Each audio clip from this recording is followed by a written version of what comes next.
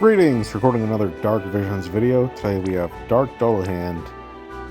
Dark Dullahan's big gimmick is that he's going to do a AoE Imperil and Dark Attack at the start of the round. And as you can see, we did take a little bit of damage, about 4,000 total. Way less than the 5,000 taking Dark Visions and not lose rank. Ike is going to use her Limit Burst to get her mods up for later. I'm going to put up some breaks with Olive, mostly for the Fire Imperil. Priority is going to use her base Limit Burst for the 80% general mitigation. You'll see why in a little bit. Tyvus and Yish are going to use their 150% Fire Magnus, their Ice Imperil, and their Fire Imperil, because they're going to set up for a little mini burst next turn to push the threshold. Onion Knight is going to use Mirror of Shahal. He is our passive provoker, and he's going to be mitigating the single target non-elemental attack with that. We're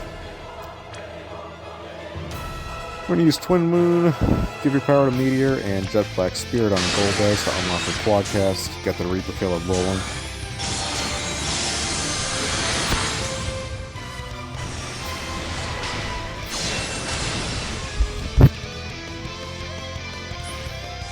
And we reflect the attack, take no damage. This turn, Onion Knight's going to be using 10,000 needles. That's going to mitigate the AoE physical the boss does. Ayaka is going to be using her normal attack to remove the Dark Imperil from the team. That means for the rest of this run, we're going to have over 100% Dark Resist on everyone, which is going to take care of a lot of the boss's mechanics. Bravey is going to use Power to destroy Nephesite. This is going to seal that magic attack instead of reflecting it, so we can save a stack of Shahal on Onion Knight for later. Olive is going to use Ayaka's Vision card, the Quadcast Bolting Strike, so she can chain with Golbez using Ruler of the Night, and we're going to cap that with Tyvus and Yish to get us below 50% this turn. And because we use Tyvus and Yish in the first, we also get their field effect, which is going to reduce the enemy's ice resistance by 35% for the rest of this run. It'll last for 5 turns, which is the rest of this run. Ayaka's going to use her... No, she's not. Ayaka's going to use her magic buff, doesn't matter what else, and her ice amp. Olive is going to use her Super Limit Burst to get a nice Spirit and Gun Imperil on the boss. Fryevia is going to use Unguard, which is going to clear her breaks, and it's also going to buff her stats by 400% and give her a 25x mod boost. And because Ayaka's Vision card is unmitigated, it counts as 50 mod boost, which is pretty nice. Then she's going to Flick and Pressure for a defense break and a Sword Imperil. Tyvus and Yish are going to use Will of a Hero and Ferocity of a Genius. These both give a 55x Limit Burst mod. We did use them turn 1, but those boosts only last for 4 turns, so they need to be reapplied. And then just anything, fill LB. Because we're doing a turn 5 clear, this is where Onion Knight and Golbez are going to start boosting. Now this turn, Fryevia is also a passive provoker. We are not sealing this turn, and she doesn't have any reflect up, so she is actually going to take a hit. And you're about to see why.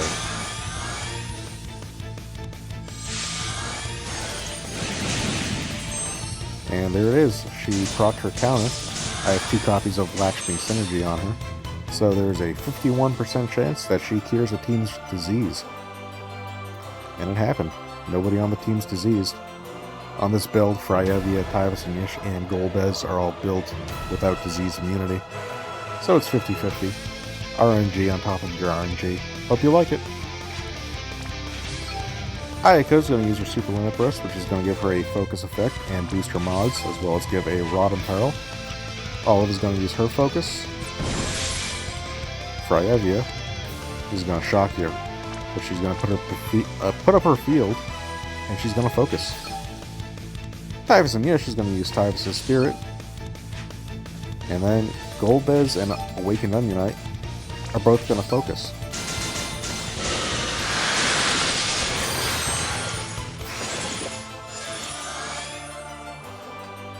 Mage teams. It's exciting.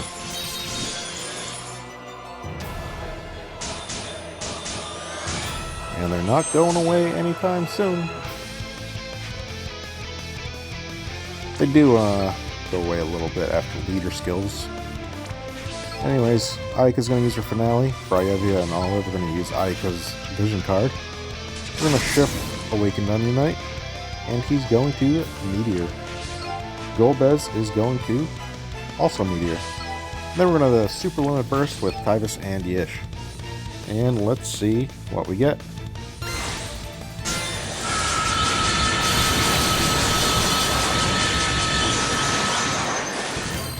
And that looked very bad. That looked really bad. That is not good. It's not as bad as I was thinking. I usually only look at like the last number of the two meteors. One of them was very disappointing. As you can see, the damage received is 20,000, which means we took less than 5,000 damage. This team can go a little over that. I've seen like an extra 200 damage. You lose 1 point for every damage over 5,000, which 200 points in the grand scheme of things doesn't mean a whole lot. I would lose more damage than I could potentially lose by gearing them for over 300% Dark Resist, so it's just not worth it. Yeah, those meteors suck. Ayaka did below average, Olive did below average, Fryevia did below average. Typhus and Yish looked like they did okay. But it's hard to tell because they did that big chain cap on turn 2. And yeah, that's the run. Going over the gear. Ayaka's on Phoenix. She has 200% Reaper Killer baseline, so that caps her out on killers. And then just Dark Resist. Lasso card for the chain cap. Easy. Olive is built on Ayaka's Vision card. Reason being, 1, this team doesn't have a 300% limit burst buff for her. And 2, even if it did, it would still be less damage because she gears like shit. She has 0% Dark Resist base, she has 0% Reaper Killer base. No matter what buffs you get on her, she's gonna do more damage on Ayaka's card than her own abilities. And that is the fate of a 500% focus unit. Yeah. Speaking of 500% focus units, the same thing that makes me miserable on Olive makes me happy on Fryevia. Because she's a good unit now, somehow. It's funny how that works out. Anyways, yep, Ayaka Vision card.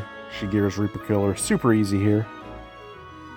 She has 250 baseline with nothing but her STMR, so we get another 50 from Life for the Purge. And then we still have room for a Hateful Agent and a Prodigious Performer, which gives her Esper stats and Chain Speed. We have Vlad's TMR, which is going to give her True Double Hand cap, as well as add a little Dark Resist, so she can be over 100% for turn 4 when she's stuck in base form. On her shift form, we have the Dancer's Diadem, which is going to give her draw attacks. We have the Obsidian Bracer, which is vital to break the boss a little more than Golbez. Golbez has a base, like in his kit, 70% break at the start of the round. Obsidian Bracer is 80%. So that is like a, what is that? That's like a 2.25x damage that you would be taking if you don't have the Obsidian Bracer on someone. And obviously we took about 4,000, so that would put us at 10,000. We'd be way over cap. We would lose a lot. It wouldn't be worth not gearing everyone for 100% Dark Resist without the Obsidian Bracer. Sword of Kings gives his Ash's DMR, 5-star Ash, and it gives us some the ability to seal the boss on turn 2. And then we have double Lakshmi synergy. This is going to give us a 51% chance to cure the disease on turn 3. If you can't cure Freyevia,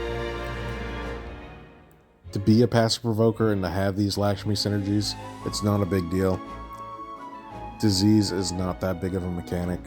I've seen a lot of people gearing Golbez, gearing other units to try to be disease immune.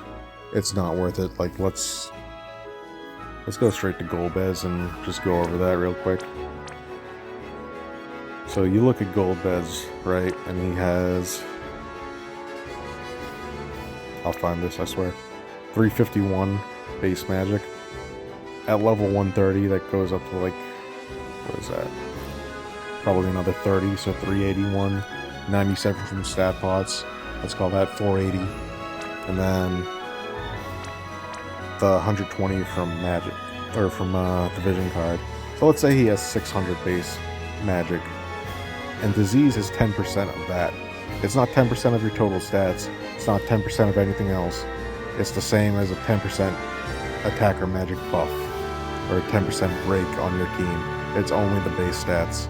So if you can build Golbez for disease immunity and lose less than 60 magic, sure, it's worth it. But that's just not how that works. Anyway, since we're here, this is Golbez's build. 295 Dark Resist, Cow Gear, Dark Vision's weapon. Spirit auto boost on it, and at least 10% magic, the rest in Spirit. Spirit auto boost gives you 50% at the start of the round. Obviously, that's the only time I care about the damage he's taking. So that's the most effective item world trait to have for this build. And yep, magic boost plus, and some dark resist, and a Reaper killer to go with the Ashura he's on. 5 is a Yish, 5 is Spirit, because this team doesn't have an attack or a limit buff. Sorry, a limit burst buff. This gives both. He's the only unit who wants to use an LB here, so it's perfect.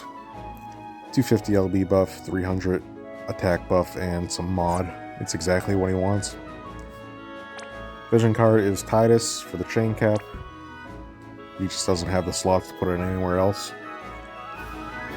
The thing that's tough about this build is the Mestina SDMR, which counts as basically a second Diabolical synergy. On global, you can't equip more than one of those, so it kind of becomes necessary unless you want to switch something like Bruce's hat out for either Phoenix or the Priestess Diadem. There's a lot going on. Again, Spirit level 5, or Auto Spirit level 5, and the rest in Spirit. And then Onion Knight, 100% passive provoke, double Durandal and Moogle Charm, Mirror of Shahal for the Reflects, Magic Boost and 10,000 Needles, and over 300% Dark Resist. He's on Bahamut.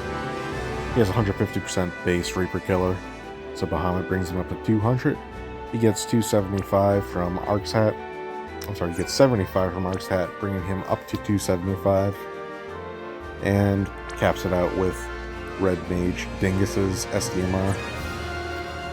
Everything else is just into MP. He's got Evil Vanguard on for the True Double Hand, Light Armor Mastery and Cool Beauty for the MP, Cow Chest, Ayaka's Rod, Perfect Roll for Item World, 55% MP, Chain Cap from the Cow Ring, and his own TMR for his 1000 magic ability. That is the run. Hope you learned something. Hope you like mages, because they're not going away. See you next time with X Stuff.